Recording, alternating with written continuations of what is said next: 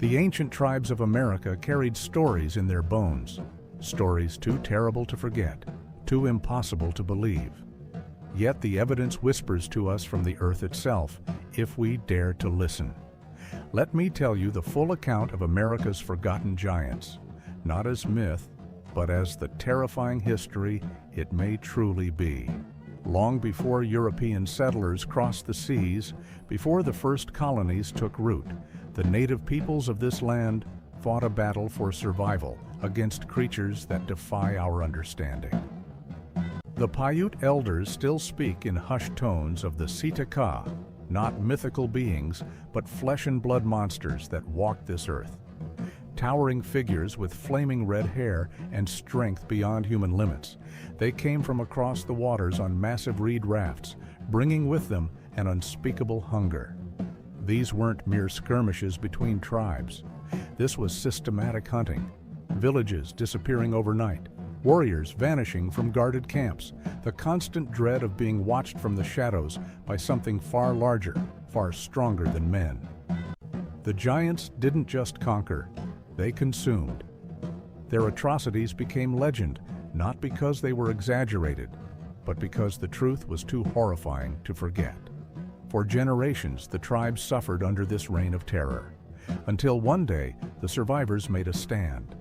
The details vary between tribes, but the core truth remains. In a final, desperate battle, the united tribes drove the last of these monsters underground into the very caves where they had dragged their victims. And there, at Lovelock Cave, they made sure the giants would never hunt again. The fires burned for days, the screams echoing through the valley, until finally, silence. But this isn't where the story ends. It's where our modern investigation begins. In 1912, when miners first broke through the ancient seal of Lovelock Cave, they found more than bat guano. The walls bore the scars of an inferno exactly as the Paiute described. But deeper in lay the real evidence, tools sized for hands much larger than ours, weapons no normal man could wield, and bones, so many bones, showing marks that suggested something far worse than battle. The marrow had been extracted. Then came the mummies, two perfectly preserved specimens, a female approaching 7 feet, a male nearing 9, both with distinct red hair. Local papers ran the story, scientists came to study them, and then, like so many uncomfortable truths, they vanished from official records. But the tribes never forgot. From the Cherokee to the Comanche, similar stories persist of red-haired giants who preceded them on this land. What makes this more than just campfire tales? The sheer consistency across tribes who never interacted, the physical evidence that keeps surfacing, oversized skulls in Wisconsin, giant skeletons in West Virginia, massive tools found in Missouri, all quietly disappearing into private collections. The Smithsonian's curious lack of documentation on these finds. The way mainstream archaeology dismisses what native cultures insist is historical fact. Perhaps the most chilling question isn't whether these giants existed, but what else might still be out there. In 1931, 2 more giant skeletons were uncovered near Lovelock and promptly disappeared. In the 1940s, cave explorers reported finding strange, oversized footprints leading deep into uncharted caverns. Even today, hikers occasionally report hearing deep, resonant sounds from beneath the Nevada desert. Sounds no animal could make. The tribes warned us. The evidence suggests they were right. And the uncomfortable truth we must confront is this: America's first inhabitants may not have been human as we understand it. They may have been something older, something stronger, something hungrier.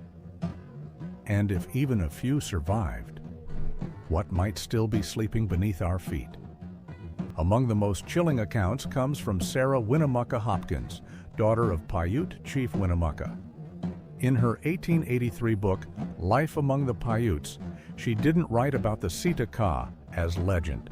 She recorded it as history. My people say that the Sitaka were already here when we came to this land, she wrote. They were not like us. They were tall, with hair like fire, and they did not eat the same things as men. Sarah didn't just hear these stories, she lived with their echoes. She described how the giants waged war on her ancestors, how they dragged prisoners into caves, and how the tribes finally united to burn the last of them alive. But most startling of all, she kept proof. "I have a dress trimmed with the hair of the last of them," she confessed. Red hair, taken from a slain giant and woven into her clothing, a tangible relic of the monsters her people had destroyed. When miners broke into Lovelock Cave decades later, they found exactly what Sarah had described: scorched walls from an ancient fire, bones with marrow scraped clean, and, most damning of all, the mummified remains of red-haired giants. Yet today, most historians dismiss this as folklore. They ignore that Sarah Winnemucca Hopkins, a respected diplomat, educator, and one of the first Native women to publish a book, staked her reputation on this truth. She didn't call it a myth, she called it a warning. "They are gone now," she wrote, "but the caves are still here. And sometimes when the wind blows just right, you can still smell the smoke."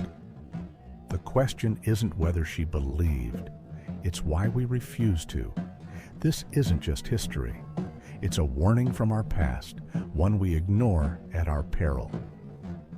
Because in the darkest caves, in the deepest recesses of the earth, something may still be waiting, and it remembers when this land belonged to the giants.